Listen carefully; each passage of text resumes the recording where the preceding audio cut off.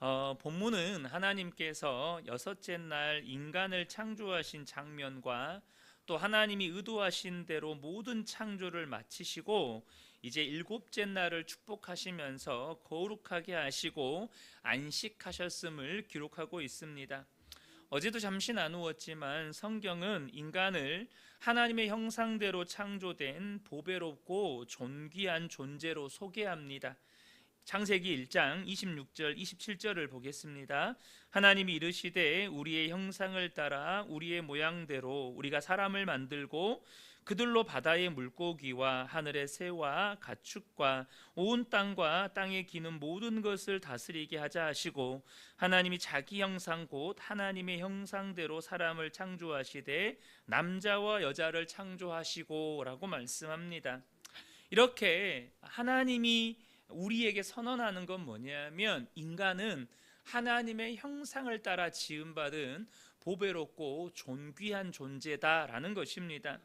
반면 세상 종교의 창조 신화를 보면 사람은 결코 보배롭고 존귀한 존재가 아닙니다.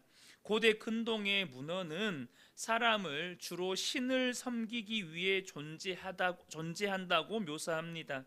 예를 들어서 바벨론의 창조 신화에서는 마루둑이 자기와 싸워서 패배한 이 신의 피와 그리고 흙과 다른 신들의 침을 섞어서 인간을 만들어냅니다. 그렇게 만들어진 인간들에게는 신들의 노동, 그러니까 음식 준비나 제사나 곡식 재배나 수로 관리 등을 대신하게 합니다. 그렇게 신들의 들러리 혹은 신들의 도구로 전락하는 거죠. 인간은 신들에게 사랑받는 존재라거나 특별한 목적과 계획에 의해서 탄생한 존재가 아니라 그저 신들의 들러리나 이렇게 도구에 불과한 존재라는 것입니다. 그래서 여러분, 세상 종교가 지배하는 민족이나 나라를 살펴보면 얼마나 심각하게 인권이 침해되고 또 차별이 만연하는지 모릅니다. 당장 힌두교가 지배하는 인도를 보면 아마 여러분들도 간혹 가다가 국제 뉴스 혹은 해외 토픽과 같은 그런 뉴스에서 보셨을 거예요. 그곳에는 심각한 신분차별이나 성차별이 존재하는데 한낮에 대낮에 그것도 여성이 남자들에게 집단 성폭행을 당했다라는 그런 기사 아마 한두 번쯤은 들어보신 적이 있을 겁니다. 또 이슬람이 지배하고 있는 이 모리타니라고 하는 나라가 있는데요. 제가 그곳에서 사역하시던 선교사님에게 오래전에 들은 이야기입니다. 그곳은 장애인들 같은 경우에요, 기본적인 의식 자체가 저들은 죄가 있어서 신의 저주를 받고 이 땅에 태어난 자들이다 라고 해서 사회가 아예 그런 장애인들을 돌보지를 않습니다. 심지어 가족들조차도 외면하는 경우가 허다하다는 거예요. 또한 모든 종교와 신을 부정하는 공산주의 국가는 어떻습니까?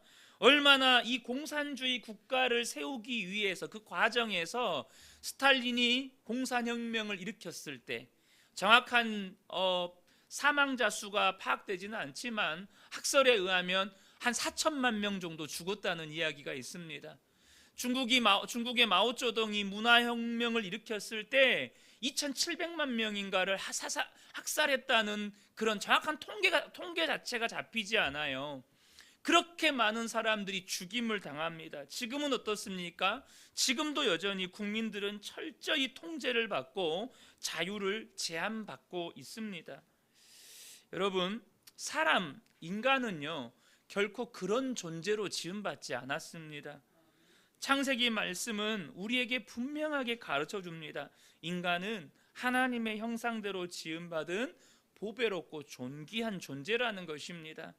어제도 말씀을 나누었지만 여러분 자신을 사랑하시기를 축복합니다. 나를 사랑할 줄 아는 사람이 다른 사람도 사랑할 줄 알게 되는 것이죠. 그런데 도대체 하나님의 형상대로 지음받았다는 것이 무슨 의미일까요? 첫 번째는 이 하나님의 형상은요, 사람의 지위와 역할을 강조하는 용어입니다. 그래서 이렇게 하나님의 형상대로 지음받았다라는 말은 하나님의 권한을 위임하여 이 세상을 대리 통치할 존재로 삼으셨다는 뜻입니다. 하나님으로부터 권한을 위임받았어요. 그리고 하나님을 대신해서 이 세상을 대리 통치할 존재로 우리가 지음받았다는 거예요. 그래서 26절을 보면요, 하나님이 이르시되 우리의 형상을 따라 우리의 모양대로 우리가 사람을 만들고 그들로 바다의 물고기와 하늘의 새와 가축과 온 땅과 땅에 기는 모든 것을 다스리게 하자. 하나님의 형상을 따라 지음받은 인간에게 하나님을 대신해서 모든 것을 다스리게 하셨다는 것입니다. 세상 종교나 고대 근동의 신화와의 가장 큰 차이점이 바로 이러한 인간의 지위입니다. 인간의 역할이라는 거예요. 그런데 이 인간에게 부여된 이 다스림이라는 히브리어의 어원을 보면 목자가 양떼를 이끌어가다라는 뜻으로서의 지배가 아니고요, 돌봄이라는 의미를 가진 다스림입니다. 그러니까 하나님께서 맡겨주신 이 피조 세계 안에 있는 생물들, 동식물들, 이 세계를 책임지고 돌보라는 뜻입니다. 그러나 한때 사람들은 이 말씀의 의미를 오용했습니다. 특별히 기독교를 배경으로 한 이 서양의 열강들은 이 말씀을 근거로 삼아서 얼마나 자연을 심각하게 파괴하고 인간의 탐욕을 채우려고 수많은 이 동물들을 약탈의 대상으로 두었는지 몰라요. 인간의 탐욕을 채우기 위해서 필요 이상의 고기, 또 털과 가죽, 그 외의 기호식품 내지는 보신을 위해서 수많은 동물들을 대량으로 도살했습니다. 그로 인해서 여러분 지금 수많은 동식물들이 멸종했지 않습니까? 그것은 하나님이 우리에게 명령하시는 다스림의 의미가 아니라는 것입니다. 하나님이 인간에게 명령하신 이 다스림이란 하나님이 이 생물들에게도 명령하신 것이 인간의 다스림을 통해서 그대로 실현되어야 한다는 거예요. 어제 말씀을 나누면서 하나님과 동물에게, 이 동물식물들에게 똑같이 주신 말씀이 있어요. 그게 무엇입니까? 복을 주셨고 생육하고 번성하고 땅에 충만하라 라는 이 말씀은 인간에게도 주셨지만 모든 생물들에게도 주신 말씀이었어요. 그 생물들에게 주셨던 하나님의 말씀이 인간의 다스림을 통해서 이 땅에 실현되어야 한다는 거예요. 21절, 22절을 다시 한번 보겠습니다. 하나님이 큰 바다 짐승들과 물에서 번성하여 움직이는 모든 생물을 그 종류대로, 날개 있는 모든 새를 그 종류대로 창조하시니 하나님이 보시기에 좋았더라. 하나님이 그들에게 복을 주시며 이르시되 생육하고 번성하여 여러 바닷물에 충만하라, 새들도 땅에 번성하라 하시니라. 그러니까 하나님의 우리에게 하나님이 다스리라고 하는 이 역할을 맡겨주신 것은 인간의 다스림으로 말미암아서 하늘과 땅과 바다에 사는 모든 생물들이 복을 받아서 생육하고 번성하고 땅에 충만해서 이 지구가 살만한 곳, 쉴만한 곳이 되어야 한다는 것입니다. 자, 그러면 어떻게 하나님이 명령하신 이 다스림, 우리가 다스리는 곳에 생육하고 번성하고 땅에 충만한 역사가 이루어질 수 있을까요? 하나님이 인간에게 다스림을 명령하실 때에 먼저 주신 것이 있습니다. 28절을 보겠습니다. 하나님이 그들에게 복을 주시며 하나님이 그들에게 이르시되 생육하고 번성하여 땅에 충만하라, 땅을 정복하라, 바다의 물고기와 하늘의 새와 땅에 움직이는 모든 생물을 다스리라 하시니라. 뭘 먼저 주셨습니까? 복을 먼저 주셨다는 거예요. 그러니까 하나님이 주시는 복이 없이는 인간은 결코 하나님이 맡겨주신 이 피조 세계를 생육하고 번성하고 충만하도록 다스릴 수가 없다는 것입니다. 이것은 정말로 거창한 피조 세계만을 의미하는 것이 아닙니다. 당장 우리가 살아가는 가정이 하나님이 주시는 복이 없이는 생육하고 번성하고 충만하게 다스릴 수가 없다는 거예요. 하나님이 주시는 복이 없이는 가정을 쉴 만한 곳, 살 만한 곳, 평안을 얻고 회복을 얻고 살리는 곳으로 만들 수가 없다는 것입니다. 자, 그러면 하나님은 누구에게나 복을 주시는 분일까요? 그렇지가 않다는 것입니다. 하나님은 모든 사람에게 복을 주시기를 원하시지만 그렇다고 모든 사람에게 복을 주시는 분은 아닙니다. 분명히 모든 사람에게 복을 주고 싶어 하세요. 그러나 모든 사람에게 복을 주실 수는 없습니다. 그러면 누구에게 복을 주십니까? 신명기 28장 1절과 2절을 보면 내가 내 하나님 여호와의 말씀을 삼가 듣고 내가 오늘 내게 명령하는 그의 모든 명령을 지켜 행하면 내 하나님 여호와께서 너를 세계 모든 민족 위에 뛰어나게 하실 것이라. 내가 내 하나님 여호와의 말씀을 청종하면 이 모든 복이 내게 임하며 내게 이르리니 라고 말씀합니다. 모든 사람에게 복을 주시는 것이 아니고 하나님의 말씀을 늘 가까이 하여 하나님의 말씀을 듣고 그 말씀에 순종하는 자에게 하나님은 복을 주신다는 거예요. 그래서 여러분, 우리가 너무나도 잘 알고 있는 이 시편 1편에 복 있는 사람이 어떤 사람인지를 명확하게 소개합니다. 시편 1편 1절과 2절입니다. 복 있는 사람은 악인들의 꾀를 따르지 아니하며 죄인들의 길에 서지 아니하며 오만한 자들의 자리에 앉지 아니하고 오직 여호와의 율법을 즐거워하여 그 율법을 주야로 묵상하는도다. 복 있는 사람이 어떠한 사람입니까? 하나님의 말씀을 즐거워하고 하나님의 말씀을 가까이하고 주야로 그 말씀을 묵상하는 사람들, 그 말씀을 붙잡고 살아가는 사람들이 진짜 복 있는 사람들이라는 것입니다. 결국 우리가 다스리는 가정이나 일터나 하고 있는 일이나 그 모든 것의 생육과 번성과 충만함은 하나님에 대한 우리의 태도, 하나님과의 관계, 다시 말하면 말씀과의 관계에 달려 있다는 거예요. 여러분, 요셉은 하나님이 주시는 복을 받은 사람이었습니다. 시편 1편의 표현대로면 복이 있는 사람이었습니다. 그는 늘 하나님을 바라보았고 하나님을 늘 가까이 했고 말씀을 가까이 하여서 그 말씀에 순종하는 사람이었습니다. 그로 인해서 무슨 일이 벌어집니까?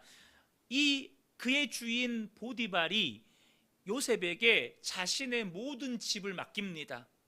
요셉이 보디발의 집을 다스렸습니다.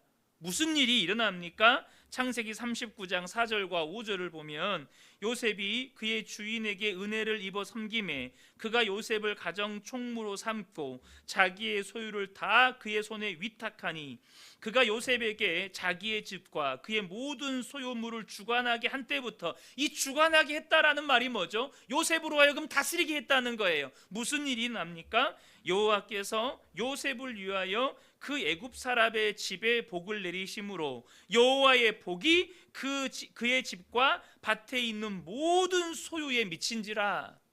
복이 있는 요셉이 보디발의 집을 다스리니까 보디발의 모든 소유와 밭에 하나님의 복이 임했다는 거예요. 생육하고 번성하고 충만한 역사가 보디발의 집에 임했다는 거예요. 보디발의 집뿐입니까? 복이 있는 요셉이 애굽의 총리가 됩니다. 애굽의 총리가 되니까 어떻게 됩니까? 국가가 멸망할 수 있는 7년 대기근이라는 위기 가운데에서 이 애굽이 살아남았을 뿐만 아니라 애굽이 복을 받아서 주변에 있는 민족들까지, 나라들까지 책임지는 나라가 되어버립니다. 여러분, 복 있는 분들이 되시기를 예수님의 이름으로 축복합니다. 하나님의 복을 받아서 내가 다스릴 때 내가 다스리는 모든 영역에 생육하고 번성하고 충만한 역사가 일어나게 되어진다는 거예요. 누가 복을 받은 사람입니까? 하나님을 가까이 하는 사람, 하나님의 말씀을 가까이 하여 주야로 주의 말씀을 묵상하며 그 말씀에 순종하는 사람이 하나님이 주시는 복을 받는 사람입니다. 이 시간에 이 말씀을 붙잡고 우리가 함께 기도의 자리로 나아가기를 원하는데요, 우리 첫 번째 기도 제목입니다. 첫 번째 기도 제목 우리 한 목소리로 함께 읽겠습니다. 하나님께서 나를 하나님의 고난을 위임하여 이 세상을 대리 통치할 존재로 삼으셨다는 사실을 분명하게 깨닫게 하소서. 이제는 분명한 자기 정체성을 가지고 나를 통하여 가정과 일터와 맡겨진 일 가운데 생육하고 번성하고 충만하게 되어지는 역사가 일어나기를 갈망하게 하소서. 아멘. 제가 어제도 잠깐 말씀을 드렸지만 여러분 안에 말씀을 들을 때마다 마음의 소원이 일어났으면 좋겠습니다. 그냥 그래, 저 말씀 참 좋은 말씀이지, 정말로 은혜되는 말씀이지, 이렇게 끝내시면 안 돼요. 하나님은 말씀을 통해서 우리에게 꿈을 심어주시는 하나님이십니다. 말씀을 통해서 우리에게 약속을 주시는 하나님이세요. 그냥 이 시간 단지 은혜 받고 끝내라고 주시는 말씀이 아니라 우리의 삶 가운데 하나님이 이루시기를 원하는 약속이라는 것입니다. 이 약속의 말씀을 들을 때 저와 여러분 안에 소원이 생겨났으면 좋겠습니다. 하나님, 내가 사는 가정, 내가 하는 일, 내 직장, 내 일터, 모든 삶의 현장이 내가 복을 받아서 정말로 생육하고 번성하고 충만케 되는 역사가 하나님 일어나기를 원합니다. 그 갈망이 우리 안에 일어나기를 원합니다. 이 시간에 이 첫 번째 말씀 기도 제목 붙잡고 우리 주여 한번 외치고 통성으로 기도하겠습니다. 주여, 하나님 아버지, 우리를 하나님의 고난을 위임하여서 이 세상을 대리 통치할 존재로 삼으시니 감사합니다. 우리 근혜교회 모든 성도들이 이 사실을 분명하게 깨닫고 이제는 붙잡고 살아가게 하여 주옵소서. 하나님 아버지, 우리 근혜교회 성도들이 그저 교회만 왔다 갔다 하는 성도들이 되지 않게 하여 주십시오. 하나님의 꿈을 꾸게 하시고 하나님의 비전을 마음에 품게 하여 주십시오. 하나님, 내가 정말로 하나님을 대신하여 이 세상을 다스릴 통치자로 부르심을 받았다는 분명한 정체성을 가지게 하시고 나를 통하여 하나님 우리 가정과 일터와 내게 맡겨주신 모든 일들, 내게 맡겨주신 모든 사명들 가운데 정말로 생육하고 번성하며 충만하게 되어지는 역사가 일어나기를 우리 안에 소망하게 하시고 우리 안에 갈망하는 일이 일어나게 하여 주시옵소서. 그것이 우리의 마음의 꿈이 되게 하시고 그것이 우리 마음 가운데 간절한 비전이 되어지도록 하나님 아버지 역사하여 주시옵소서.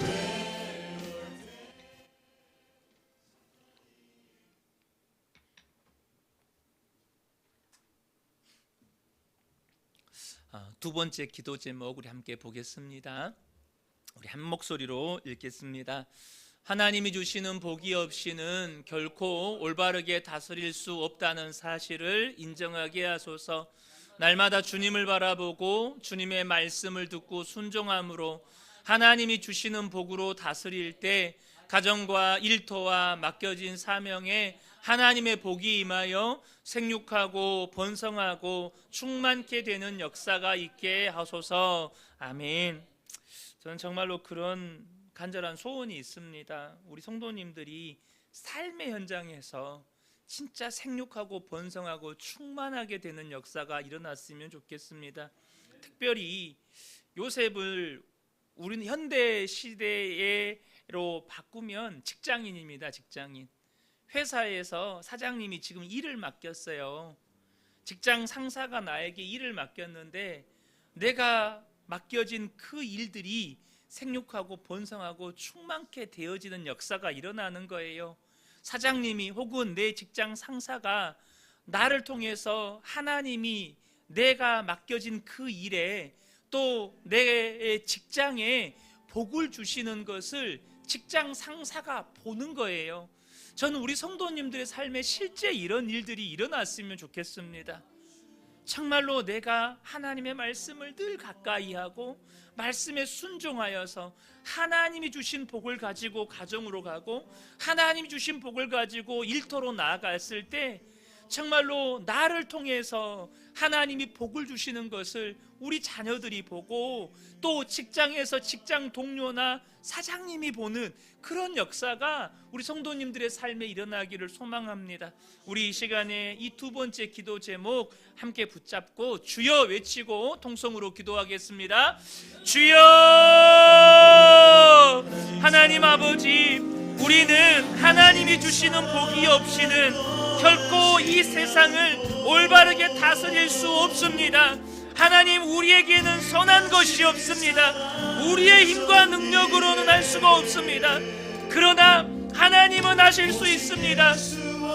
정말로 주님, 날마다 우리 그은혜교회 모든 성도들이 주님을 바라보게 하시고 주의 말씀을 즐거워하며 주의 말씀을 가까이하여 주의 말씀을 듣고 순종하여서 하나님이 주시는 복으로 하나님 가정으로 나아가고 일터로 나아가고 우리가 살아가는 모든 삶의 현장으로 나아가 하나님 가정이 복을 받고 우리의 일터가 복을 받고 내가 맡은 일들이 복을 받고 그래서 하나님 아버지 생육하고 번성하며 충만케 되어진 역사가 일어나서 나를 보는 하나님 세상 사람들이 나의 자녀들이 직장 동료와 상사들이 하나님께서 복을 주시는 것을 하나님 보게 하여 주시옵소서. 나를 통하여 하나님이 내가 살아가는 모든 삶의 현장 가운데 하나님이 복을 주시는 것을 경험케 되어지도록 하나님 아버지 역사하여 주시옵소서.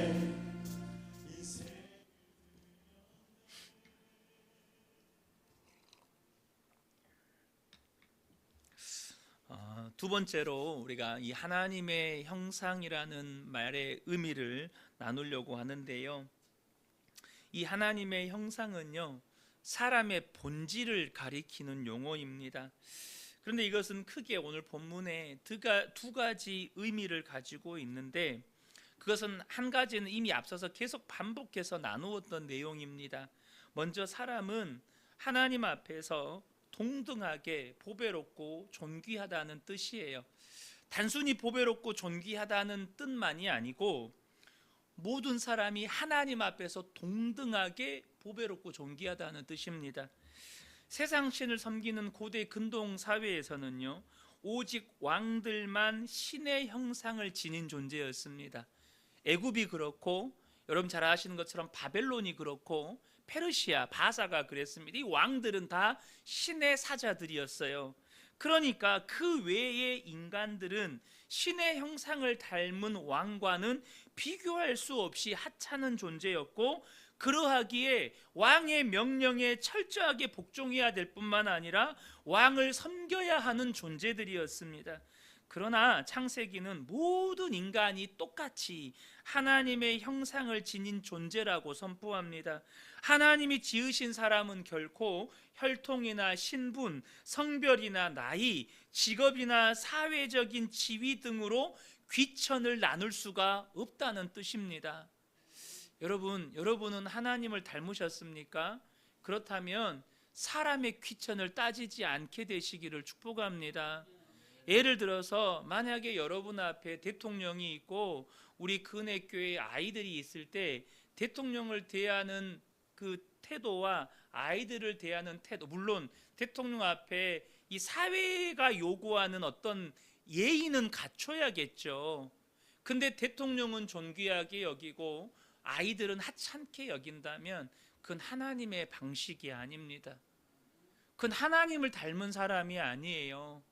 그래서 권력이 있는 사람 앞에서 굽신거리고 권력이 없고 내가 볼 때 하찮게 보이는 사람, 나보다 좀 직급이 낮아 보이고 부족해 보이는 사람을 함부로 대하는 건 하나님을 닮은 사람이 아닙니다. 그래서 하나님의 형상을 따라 사람을 지으실 때 하나님께서 어떻게 사람을 지으셨습니까? 27절을 보면요, 하나님이 자기 형상 곧 하나님의 형상대로 사람을 창조하시되 남자와 여자를 창조하셨다라고 말씀합니다. 무슨 말입니까? 남자와 여자 모두가 하나님의 형상을 따라 지음을 받았다는 거예요. 그런데 여러분 어떻습니까? 세상 신들이 다스리는, 세상 신들이 지배하는 나라들을 보면요, 남녀 차별이 존재하는 곳이 굉장히 많아요. 남녀 차별이 존재하는 곳이 굉장히 많습니다. 그래서 여러분, 지금 하나님은 뭘 말씀하시는 거예요? 남자와 여자는 구별이 있을 뿐 차별은 없다는 뜻입니다. 그런데 이 구절에서 우리가 더욱더 주목해야 할 것은 뭐냐 하면, 하나님의 형상을 따라 사람을 지으실 때 삼위일체 하나님의 형상을 따라서 남자와 여자를 지으셨다고 말씀합니다. 그 말은 남자와 여자와 한 몸을 이루고 살아야 한다는 이 공동체성을 제시하고 있다는 거예요. 그러니까 하나님의 형상을 닮았다는 말은 인간의 본질에 대한 이야기라고 말씀을 드렸잖아요. 하나님 앞에 모든 인간은 동등하게 존귀합니다. 동시에 인간은요, 하나님의 형상을 닮았다는 건 공동체로 존재해야 된다는 뜻이에요. 그래서 이 장에 사람을 지으신 장면을 구체적으로 이렇게 묘사를 해요. 창세기 2장 18절 그리고 24절 25절입니다. 여호와 하나님이 이르시되 사람이 혼자 사는 것이 좋지 아니하니 내가 그를 위하여 돕는 배필을 지으리라 하시니라. 이러므로 남자가 부모를 떠나 그의 아내와 합하여 둘이 한 몸을 이룰지로다. 아담과 그의 아내 두 사람이 벌거벗었으나 부끄러워하지 아니하니라. 지금 뭘 말하는 걸까요? 단순히 공동체로 존재하는 것이 하나님의 형상을 닮았다라는 게 아니고요, 이처럼 남자와 여자가 부부가 되어서 하나님 안에서 뜨겁게 사랑하고 연합한 이 모습이 하나님 형상의 한 부분이라는 것입니다.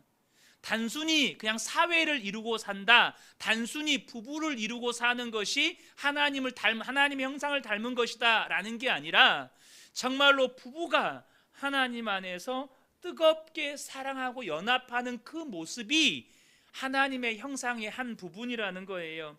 그런데 이것은 부부 관계에만 국한되는 게 결코 아니라는 것입니다. 주님은 예수 그리스도 안에서 주님의 몸된 지체된 성도들이 한 몸이라고 말씀하셨습니다. 고린도전서 12장 13절 그리고 25절부터 27절입니다. 우리가 유대인이나 헬라인이나 종이나 자유인이나 뭘 말합니까? 하나님이 택함 받은 히브리인이나 이방인이나 그 사람의 신분이 노예거나 귀족이거나 상관없이 한 성령으로 세례를 받아 한 몸이 되었고 또 한 성령을 마시게 하셨느니라. 예수를 믿는 모든 성도들이 그리스도 안에서 한 몸이 되었다는 거예요. 몸 가운데서 분쟁이 없고 오직 여러 지체가 서로 같이 돌보게 하셨느니라. 만일 한 지체가 고통을 받으면 모든 지체가 함께 고통을 받고 한 지체가 영광을 얻으면 모든 지체가 함께 즐거워하느니라. 너희는 그리스도의 몸이요 지체의 각 부분이라. 이렇게 말씀해요. 그래서요 여러분, 예수를 믿어서 하나님의 형상을 회복한 사람, 다시 말하면 예수님 닮은 사람에게서 나타나는 열매 중에 하나가 뭐냐? 반드시 이거는 나타나야 되는 열매예요. 그게 뭘까요? 힘써서 하나됨을 지킨다는 것입니다. 가정에서도 힘써 하나됨을 지키고 교회 안에서도 힘써 하나됨을 지킨다는 거예요. 에베소서 4장 3절을 보면 평안에 매는 줄로 성령이 하나 되게 하신 것을 힘써 지키라. 사도 바울이 고린도 교회 성도들을 향해서 한 마음을 품고 하나 될 것을 요청했습니다. 고린도전서 1장 10절을 보면 형제들아 내가 우리 주 예수 그리스도의 이름으로 너희를 권하노니 모두가 같은 말을 하고 너희 가운데 분쟁이 없이 같은 마음과 같은 뜻으로 온전히 합하라 라고 이 고린도 교회를 향해서 말씀을 해요. 많은 목사님들이 교회의 하나됨의 중요성을 강조하기 위해서 이 말씀을 자주 인용을 합니다. 그런데 우리가 이 대목에서 오해하시면 안 되는 것이, 사도 바울이 이 고린도 교회 성도들을 향해서 같은 마음으로 온전히 합하라는 이 권면이 단순히 교회 안의 분쟁을 봉합하기 위해서 요청한 것이라거나, 혹은 많은 목사님들이 교회가 나아가야 할 어떤 비전이나 교회가 정한 목표를 성취하려면 교회가 힘을 모아야 되니까, 교회가 한마음이 돼야 되니까 이 말씀을 인용하는 것이라고 오해하시면 안 된다는 거예요. 더 근본적인 이유가 있습니다. 같은 마음으로, 같은 마음과 같은 뜻으로 온전히 합하라고 이 고린도 교회를 향해서 사도 바울이 요청한 근본적인 이유가 있어요. 그게 뭘까요? 하나됨이 하나님의 형상의 한 부분이기 때문에 그렇습니다. 이 하나됨이라는 거, 그리스도 안에서 주님의 몸된 교회의 지체들이 서로 사랑하고 한 마음을 품고 연합하는 건 하나님의 형상의 한 부분이라는 거예요. 사랑하는 성도 여러분, 성도와 성도가 뜨겁게 사랑하고 한 마음으로, 한 마음 한 뜻으로 연합하는 건 하나님 닮은 모습입니다. 이것을 저와 여러분이 잊으시면 안 돼요. 여러분은 하나님의 형상을 닮은 분이십니까? 그렇다면 여러분의 가정은 하나가 되어 있어야 합니다. 나아가 여러분은 교회 안에서 온전히 하나됨을 이루고 있어야 합니다. 그러나 가정에서, 교회에서 한 마음 한 뜻으로 연합하고 있지 못하다면 예수님을 믿어도 주님을 닮았다고는 말할 수가 없는 거예요.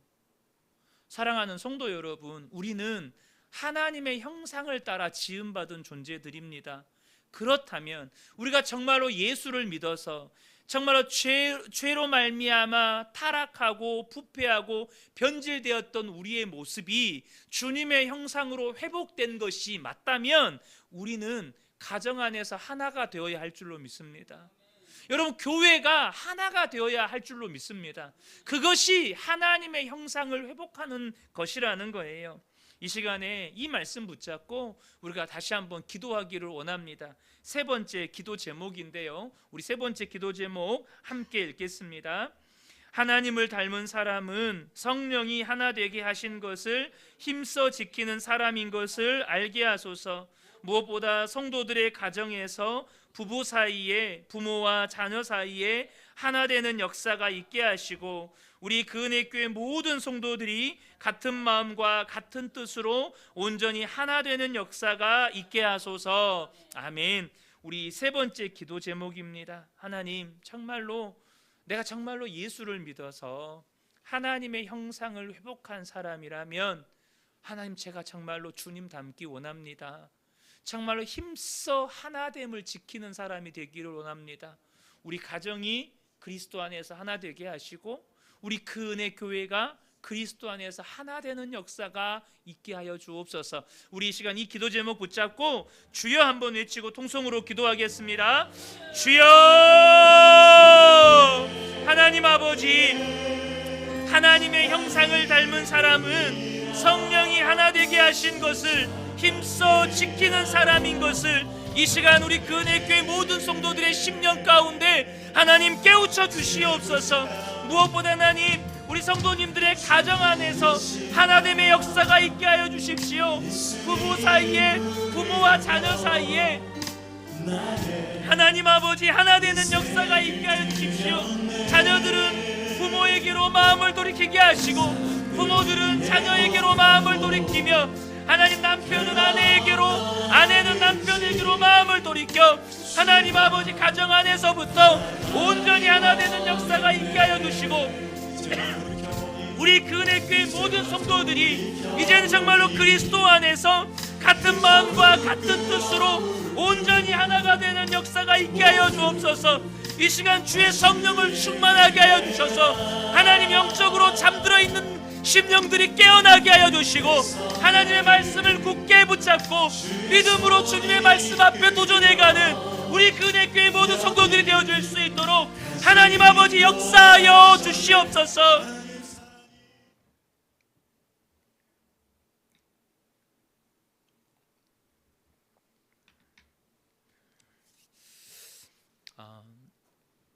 이렇게 하나님의 형상을 닮은 그런 공동체를 이루는 삶, 그러니까 가정이나 교회에서 한마음 한뜻으로 연합된 삶을 살기 위해서 반드시 우리에게 요구되는 것이 있습니다. 이 시간에 크게 두 가지를 나누려고 하는데요. 첫 번째는 뭐냐면 자기 생각을 내려놓아야 한다는 것입니다.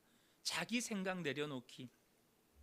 이스라엘 백성들이요, 하나가 되지 못하고 심지어 그 내부에서 심각한 전쟁을 치렀던 때가 있습니다. 물론 왕국 시대 때도 남유다와 북이스라엘이 전쟁을 치르고 남유다가 패배하여 유다 민족들이 사마리아로 포로로 끌려갔던 적도 있어요.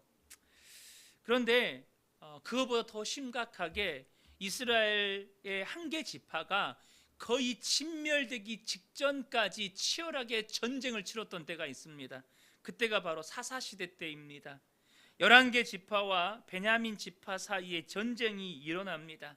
그 전쟁의 이야기는 이렇게 시작이 돼요. 사사기 19장 1절을 보면 이스라엘의 왕이 없을 때에 에브라임 산지 구석에 거류하는 어떤 레위 사람이 유다 베들레헴에서 첩을 맞이하였다, 이렇게 시작됩니다. 이스라엘의 왕이 없을 때, 이스라엘 백성들이 하나님을 마음의 왕으로 모시고 살지 않을 그때에, 자기 소견에 옳은 대로 살았던 그때에 12지파 중에 유일하게 성전에서 하나님을 섬기는 직분을 맡아 섬기던 한 레위인이 첩을 두었다는 거예요. 본처를 두고 두 번째 여인을 아내로 맞았다는 겁니다. 그런데 그 첩이 자기 친정으로 도망쳐 버립니다. 이에 레위인은 그 첩의 아버지 집으로 가서 이 첩을 데리고 오는 길에 기브아에서 하룻밤을 머물게 되는데, 이 기브아의 불량배들이 이 레위인의 첩을 집단으로 성폭행하고 살인을 저지르는 일이 벌어집니다. 그 사실이 이스라엘 전역에 알려지고 이들이 속한 베냐민 지파와 11개 지파 사이에 전쟁이 벌어지는데, 결국 베냐민 지파의 남자 600명을 남기고 몰살하는 참극이 벌어집니다. 베냐민 지파의 남자 600명 남기고 씨몰살을 당하는 참극이 벌어져요. 도대체 왜 이런 참극이 하나님의 백성들 내부에서 벌어지게 된 것입니까? 사사기 17장 6절을 보면 그때에 이스라엘의 왕이 없었으므로 사람마다 자기 소견에 옳은 대로 행하였더라. 이스라엘 백성들이 하나님을 왕으로 인정하지 않고 오로지 자기 생각에 옳다고 여긴 대로 말하고 행동하며 살았기 때문이라는 거예요. 자기 생각을 고집하며 사니까 하나님의 백성들 내부에서 전쟁이 일어나서 한 지파가 시몰살 당하기 직전까지 가버렸다는 것입니다. 여러분, 아무리 예수를 믿는 남자와 여자가 결혼하여서 가정을 이루고 예수 믿는 성도들이 공동체를 이루어도 하나님을 왕으로 인정하지 않으면, 하나님의 말씀에 순복하지 않고 자기 생각을 끝까지 주장하게 되면 반드시 갈등과 다툼과 분열이 생기게 됩니다. 여러분, 부부싸움이 왜 일어납니까? 다른 이유 없어요. 내가 옳다고 끝까지 우기기 때문에 부부싸움이 나는 겁니다. 교회 안에도 똑같아요. 왜 교회 안에 갈등과 다툼이 일어날까요? 내가 옳다고 주장하기 때문에 끝까지 이 다툼과 갈등이 일어나는 것입니다. 여러분, 자기 생각을 내려놓지 못하고 끝까지 자기 주장을 하게 되면 결코 하나님의 형상을 이루지 못해요. 두 번째입니다. 두 번째는 뭐냐면 주님의 마음을 우리가 구해야 한다는 것입니다. 빌립보서 2장 5절에 너희 안에 이 마음을 품으라 곧 그리스도 예수의 마음이다 라고 말씀하십니다. 주님은 우리가 주님의 몸된 지체로서 온전히 연합하여서 하나님의 형상을 이루어 가려면 우리 안에 예수님의 마음을 품어야 한다는 거예요. 사람의 마음으로는 절대 하나가 되지 못합니다. 갈라디아서 5장 19절부터 21절을 보면 육체의 일은 분명하니 곧 음행과 더러운 것과 호색과 우상 숭배와 주술과, 여기 보시면 우리 사람의 마음 안에 있는 것을 소개합니다. 원수 맺는 것과 분쟁과 시기와 분냄과 당짓는 것과 분열함과 이단과 투기와 술취함과 방탕함과 또 그와 같은 것들이라. 전에 너희에게 경계한 것 같이 경계하노니 이런 일을 하는 자들은 하나님의 나라를 유업으로 받지 못할 것이요 라고 말씀해요. 여기 보세요. 제가 색으로 표시해 둔 부분이 있죠. 20절을 한번 다시 띄워주시겠어요? 원수 맺는 것, 분쟁, 시기, 분냄, 당짓는 것, 분열함. 여러분, 사람 속에는 이런 게 있어요. 그래서 사람의 힘으로는 절대 하나가 안 됩니다. 여러분, 정치판을 한번 보세요. 같은 정치적 성향의 사람들이 모여서 당을 이루잖아요. 근데 선거철에 그 당의 후보가 되기 위해서 예비 후보들끼리 경선을 치릅니다. 근데 여러분, 경선 치를 때 어떻게 합니까? 어떻게든 내가 되기 위해서 상대방을, 서로가 서로를 공격해 대는데 상대방을 끌어내리기 위해서 정말로 눈살이 찌푸려질 만큼 악의적인 비방과 선동이 난무하는 것을 보게 됩니다. 여러분, 막 정치판 보면 막 신물이 나잖아요. 그런데요, 우리가 그 자리에 서면 안 그럴 것 같습니까? 내가 그 자리에 서면 안 그럴 것 같나요? 여러분, 똑같습니다. 이것이 사람이 가진 본연의 모습이에요. 원수 맺는 것, 분쟁, 시기, 분냄, 당짓는 것, 분열함이 우리 속에 가득하다는 것입니다. 오직 예수의 마음으로만 우리가 하나 될 수 있어요. 주님의 마음이 없으면 절대 하나가 안 됩니다. 그러면 여러분, 도대체 주님의 마음은 어떤 마음일까요? 빌립보서 2장 1절부터 3절입니다. 주님의 마음을 품으라고 말씀하신 그 앞절에 이렇게 소개합니다. 그러므로 그리스도 안에 무슨 권면이나 사랑에 무슨 위로나 성령의 무슨 교제나 긍휼이나 자비가 있거든. 그리스도 안에서 성도와 성도 사이에 교제와 연합이 있을 때에 보세요. 마음을 같이하여 같은 사랑을 가지고 뜻을 합하여 한 마음을 품어. 여기까지는 고린도 교회를 향해서 말씀하신 것과 똑같아요. 너희가 같은 마음과 같은 뜻을 품고 한 마음이 돼야 돼, 하나가 돼야 된다고 말씀하는 것과 똑같아요. 그런데 3절에 아무 일에든지 다툼이나 허영으로 하지 말고 오직 겸손한 마음으로 각각 자기보다 남을 낮게 여겨라 라고 말씀합니다. 주님의 마음은 어떤 마음이냐? 구체적으로 이야기하면 상대방이 아무리 나보다 나이가 어리고 학벌이 부족하고 사회적인 지위가 낮고 연봉이 낮고 능력이나 생각하는 것이 부족해도 나보다 낮게 여기는 마음, 더욱 적극적으로 표현을 한다면 나보다 나은 것을 발견하고 그것을 높여주는 마음, 그것이 주님의 마음이라는 겁니다. 사람의 마음은요, 어떤 줄 아세요? 두 사람이 있잖아요. 그러면 항상 상대방에게서 나보다 못한 걸 찾습니다. 이게 사람의 마음이, 부부 사이에도 마찬가지예요. 사람의 마음은요, 상대방에게서 나보다 못한 것을 찾고 그것으로 상대방을 공격하고 그것으로 나를 비교 우위에 두려고 하는 교만함이 있어요. 사람의 마음이 그래요. 근데 주님의 마음은 뭐죠? 나보다 나은 것을 찾아요. 그리고 그것으로 상대방을 높여줘요. 사랑하는 성도 여러분, 여러분 주변에 있는 성도들을 보실 때 무엇을 보시나요? 저 사람 나보다 학벌이 낮네. 저 사람 나보다 연봉이 낮네. 저 사람 나보다 이 부분에서 실력이 부족한데? 저 사람 나보다 예수 믿는 게 훨씬 늦네. 나는 안수 집사인데 저 사람은 서리 집사네. 나는 권사인데 저 사람은 집사네. 이건 사람의 마음입니다. 이건 사람의 마음이에요. 저 사람, 저 성도님 봤더니 참 신실함이 있다.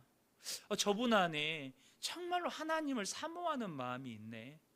저분 안에 정말 다른 사람을 긍휼히 여기는 마음이 있네. 저 사람, 저 성도님 봤더니 이렇게 그동안에 나를 위해서 기도하는 분이었네. 여러분, 주님의 마음은 상대방에게서 나보다 나은 것을 찾아서 발견해요. 찾아서 발견한다고요. 우연히 발견하는 것도 아니에요. 찾아내요. 그리고 그것을 높인다는 것입니다. 그럴 때 우리 그은혜 교회 안에, 여러분의 가정 안에 하나됨의 역사가 일어난다는 거예요. 여러분, 이 말씀을 제발 한 귀로 듣고 한 귀로 흘리지 않으셨으면 좋겠어요. 정말로 하나님께서 말씀하신 약속이 생육하고 번성하고 땅에 충만하게 되어지는 그 역사가 여러분 가정 안에서 일어나는 것을 보기 원하지 않으신가요? 실제로 경험하기를 원하지 않으십니까? 그냥 성경에 기록된 말씀으로 끝내지 마시고 여러분의 삶으로 바꾸기를 원치 않으시냐는 거예요. 그렇다면 여러분, 이 밤에 기도하실 때 그냥 앵무새처럼 말씀 그냥 기도 제목 한번 읽고 기도하지 마시고, 정말 여러분 하나님 앞에 여러분의 마음을 찢으면서 간절함으로 기도하셨으면 좋겠어요. 하나님, 나 정말 우리 가정이 생육하고 번성하고 충만해지는 역사를 보고 싶습니다. 우리 교회 안에서 그런 역사를 하나님 저 보고 싶습니다. 내가 다니는 일터에서 그런 역사를 보고 싶습니다. 이 밤에 우리가 그렇게 좀 하나님 앞에 나아가기를 원합니다. 우리 네 번째 기도 제목 우리 한 목소리로 읽겠습니다. 시작. 그은혜 교회 모든 성도들이 예수님을 나의 왕으로 인정하여 날마다 옳다고 여기는 자기 생각을 내려놓게 하소서. 또한 주님의 마음을 부어주소서. 누구를 대하든 그 사람을 나보다 낫게 여기고 더욱 적극적으로 나보다 나은 것을 보고 높여주는 주님의 마음을 품은 성도들이 되게 하소서. 아멘. 이 시간에 정말로 우리가 함께 기도할 때 하나님, 우리가 그런 역사를 보기 원합니다.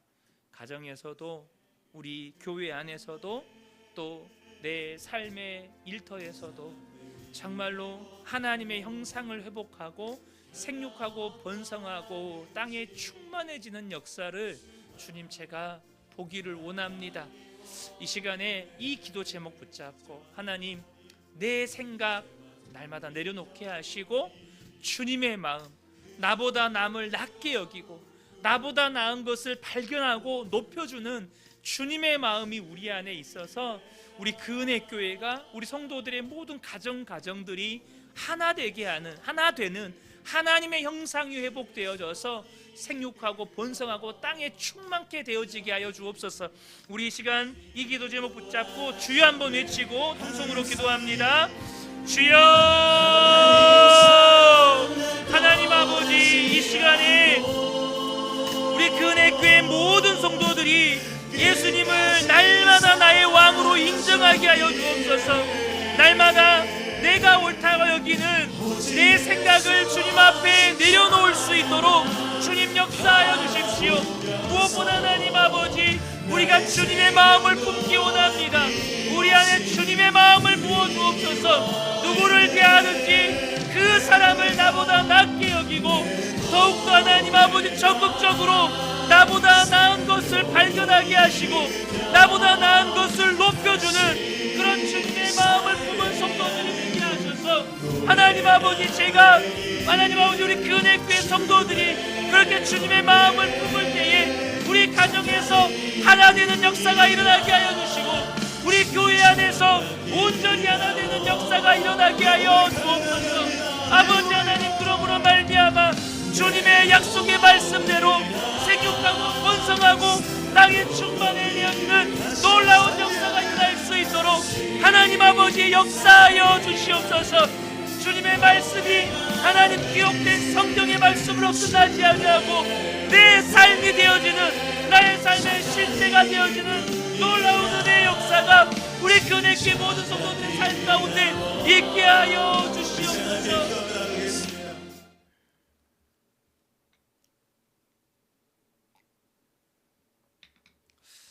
이 시간에 다섯 번째 기도 제목인데요. 이번 다섯 번째 기도 제목은 정말 2026년도에 우리 그은혜 교회가 정말 하나님 이런 은혜가 부어지기를 소망합니다라는 그런 마음들이 제 안에 오늘 말씀을 준비하면서 주셔서 이 말씀 붙잡고 우리 교회를 놓고 우리가 함께 기도했으면 좋겠습니다. 우리 이 시간에 5번째 기도 제목 한 목소리로 읽겠습니다. 우리 그 은혜 교회 안에 하나님의 형상을 회복하는 역사가 일어나게 하소서. 모든 성도들이 분쟁이 없이 같은 마음과 같은 뜻으로 온전히 합하여 하나가 되는 역사가 일어나게 하소서. 그리하여 2026년 하나님께서 그 은혜 교회 안에 생육하고 번성하고 충만하게 하시는 역사를 경험하게 하소서. 아멘. 저는 우리 그 은혜 교회가 정말로 부흥하기를 원합니다. 그런데 여러분, 부흥이라고 하는 것은 그릇에 담기는 것입니다. 바닥에 쏟아지는 게 아니에요. 우리 그 은혜 교회라고 하는 그릇에 담겨지는 것입니다. 그런데 여러분, 그릇을 좀 다른 표현으로 바꾸면 마음입니다. 마음. 여러분, 우리는 나와 다른 사람을 얼마나 용납하고 얼마나 수용하고 얼마나 품을 수 있는 그런 마음일까요? 주님의 마음이 없으면 우리는 한 영혼도 못 품습니다. 주님의 마음이 없으면 우리 안에 주님이 부흥을 주고 싶어도, 아니 부흥을 주셔도 우리가 감당할 수가 없는 것입니다. 특별히 정말로 우리 그 은혜 교회가 같은 마음과 같은 뜻으로 온전히 합하여져서 하나가 되는 역사가 일어나야 합니다. 우리 안에 다툼이 있고 분열이 있고 하나됨이 없으면 하나님이 복을 주고 싶어도 우리 그 은혜 교회 안에 복을 주실 수가 없는 것입니다. 이 시간에 정말로 하나님께서 세우신 우리 그 은혜 교회를 향해서 하나님 2026년도에 오늘 이 새 말씀 기도에 주셨던 이 말씀대로의 역사가 일어나게 하여 주옵소서. 같은 마음과 같은 뜻으로 온전히 합하여 하나가 되어서 하나님께서 우리 교회 안에 생육하고 번성하고 충만하게 하시는 역사를 경험케 하여 주옵소서. 우리 함께 기도하시면 좋겠고, 또 여러분 각자의 기도 제목을 붙잡고 마음껏 기도하셨으면 좋겠습니다. 기도하시다가 우리 한복준 집사님 가정 나오셔서 축복 기도 받으시면 좋겠습니다. 우리 주여 한번 외치고 마음껏 기도하시다가 자유롭게 돌아가시겠습니다. 주여!